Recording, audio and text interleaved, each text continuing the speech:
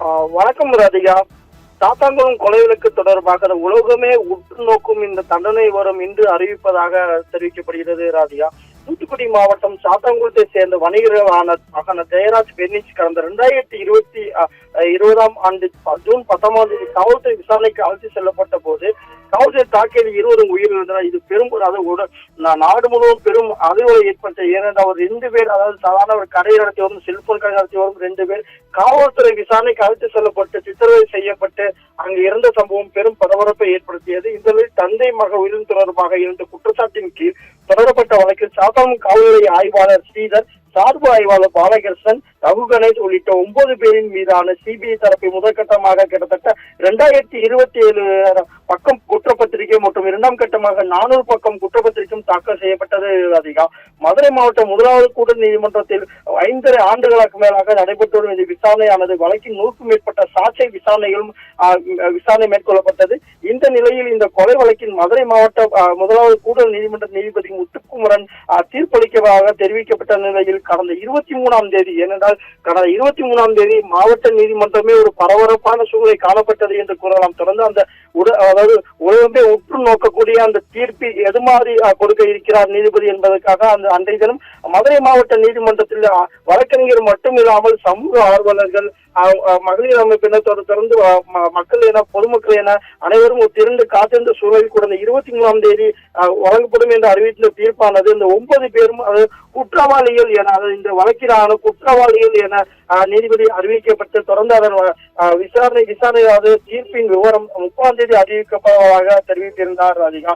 தொடர்ந்து அது தொடர்பாகவும் விசாரணை மத்திய மாநில அரசுகளின் சம்பள கணக்கு விவரம், குடும்ப நிலை, வருமானம் உள்ளிட்டவர்களை தாக்கல் செய்ய வேண்டும் என்று நீதிபதிகள் தெரிவித்திருந்தார். இதன்படி இந்த விசாரணை 30ஆம் தேதி வந்தது. அதில் மத்திய மாநில சார்பாக மேலும் கால கேட்கப்பட்டதை தொடர்ந்து 2ஆம் தேதி இந்த வழக்கின் விசாரணையான தீர்ப்பு விவரங்கள் 2ஆம் தேதி ஒத்திவைக்கப்பட்டதாக அன்றைய தினம் நீதிபதி முத்துக்குமரன் அவர்கள் தெரிவித்திருந்தார். இந்த நிலையில் 2ஆம் தேதி உற்று நோக்கியுள்ள அந்த தீர்ப்பின் விவரம் வெளிவரும் என்ற ஒரு ஆவலுடன் எதிர்பார்த்த நிலையில் கூட மாநில அரசு சார்பாக அதற்கான அறிக்கை சம்மதிக்கப்படவில்லை. இதன் காரணமாக தற்போது ஏப்ரல் 6ஆம் தேதிக்கு அந்த வழக்கின் விசாரணை தீர்ப்பு விவரங்கள் அறிவிக்கப்படும் என நீதிபதி முத்துக்குமரன் அவர்கள் அறிவித்திருந்தார் ராதிகா. இந்த நிலையில் இன்றைய தினம், அதாவது நாடு உற்று நோக்கக்கூடிய இந்த இருவர், அதாவது கடை நடத்தி வரும், செல்போன் கடை நடத்தி வரும் அப்பாவி நபர்களான 2 பேர் சித்திரவதை செய்யப்பட்டு கொல்லப்பட்ட சம்பவம், அது காவல்துறையினரால் கொல்லப்பட்ட சம்பவத்தின் தீர்ப்பு விவரங்கள், இந்த 9 குற்றவாளிகளுக்கு வழங்கக்கூடிய இந்த தீர்ப்பின் விவரங்கள் இன்று அறிவிக்கப்பட இருப்பதாக தெரிவிக்க வருகிறது. தொடர்ந்து தீர்ப்பின் விவரங்களும் பல்வேறு ஊகங்களை நம்ம ஏற்படுத்தக்கூடியது. ஏனென்றால் தொடர்ந்து இந்த தீர்ப்பின் விவரங்களை பார்த்தால் கடுமையாக இருக்கும் என்றும் நம்ம கூறலாம். என்றால் தொடர்ந்து மரண தண்டனை அல்லது ஆயுள் தண்டனை வழங்கும் இருக்கலாம் என்றும் தெரிய வருகிறது. தொடர்ந்து மத்திய அரசு சார்பாகவும் இவர்களுக்கு கடுமையான நடவடிக்கை கொடுக்க வேண்டும், கடுமையான தீர்ப்பு கொடுக்க வேண்டும் என்றும் அறிக்கை தாக்கல் செய்யப்பட்டது. அதே போல மாநில அரசு சார்பாகவும் இதே போல கடுமையான நடவடிக்கை எடுக்க வேண்டும், கடுமையான தீர்ப்பு விவரங்கள் தெரிவிக்க வேண்டும் என்றும் தெரிவிக்கப்பட்டுள்ளது.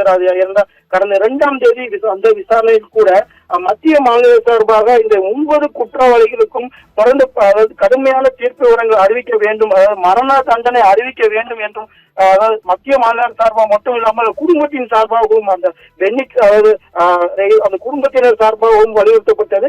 இந்த நிலையில் 9 பேர் சார்பாக ஆஜர்படுத்தப்பட்ட அந்த வழக்கறிஞரை தொடர்ந்து இந்த 9 பேர்களும் அது திட்டமிட்டு ஒரு கொலை செய்யவில்லை, லத்தியா தாக்கியதில் இவர்கள் மரணமடைந்தனர், இவர்களுக்கு குறைந்தபட்ச தண்டனை வழங்க வேண்டும் என்று 9 காவலர்கள் சார்பாக ஆஜரான வழக்கறிஞரும் தெரிவித்தார். ஆனால் நீதிபதிகள் அதை மறுத்து இது கடுமையான, ஏனால் இது ஒரு முன் உதாரணமாக இருக்க வேண்டும் என காவல்துறையினர் சித்திரவதை தாக்குதல் என்பது ஒரு பெரும், அதாவது பெரும் பரபரப்பை ஏற்படுத்திய இந்த தண்டனை என்பது எல்லாத்தையும் உற்று நோக்கும் நிலையில் இது ஒரு கடுமையான தண்டனையாக கண்டிப்பாக இருக்கும் என்று நீதிபதி அப்படி தெரிவித்திருந்தார். இந்த நிலையில் இன்றைய தினம் தீர்ப்பு விவரங்கள் அறிவிக்கப்படும் என்ற ஒரு நிலை இருக்கிறது.